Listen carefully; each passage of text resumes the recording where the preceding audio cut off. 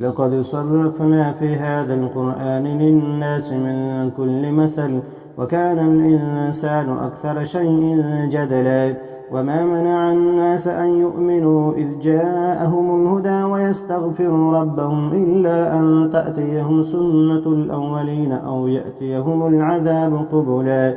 وما نرسل المرسلين إلا مبشرين ومنذرين ويجادل الذين كفروا بالباطل ليدحضوا به الحق واتخذوا آياتي وما أنذروا هزوا ومن أظلم ممن ذكر بآيات ربه فأعرض عنها ونسي ما قدمت يداه إنا جعلنا على قلوبهم أكنة أن يفقهوه وفي آذانهم وقرا وإن تدعهم إلى الهدى فلن يهتدوا إذا أبدا وربك الغفور ذو الرحمة لو يؤاخذهم بما كسبوا لعجل لهم العذاب بل لهم موعد لن يجدوا من دونه موئلا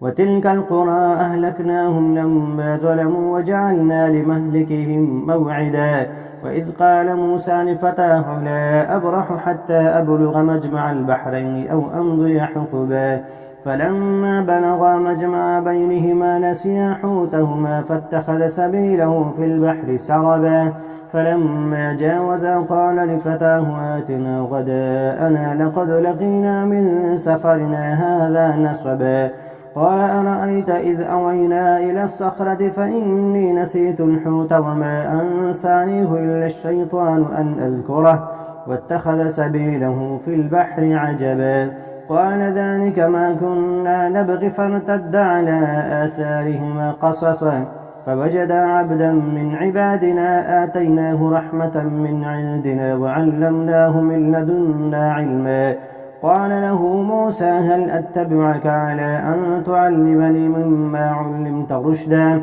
قال إنك لن تستطيع معي صبرا وكيف تصبر على ما لم تحط به خبرا قال ستجدني إن شاء الله صابرا ولا أعصي لك أمرا قال فإن اتبعتني فلا تسألني عن شيء حتى أحدث لك منه ذكرا فانطلقا حتى إذا ركبا في السفينة خرقها قال أخرقتها لتغرق أهلها لقد جئت شيئا إمرا قال ألم أقل إنك لن تستطيع معي صبرا قال آتؤاخذني بما نسيت ولا ترهقني من أمري عسرا فانطلقا حتى إذا لقيا غلاما فقتله قال أقتلت نفسا زكية بغير نفس لقد جئت شيئا نكرا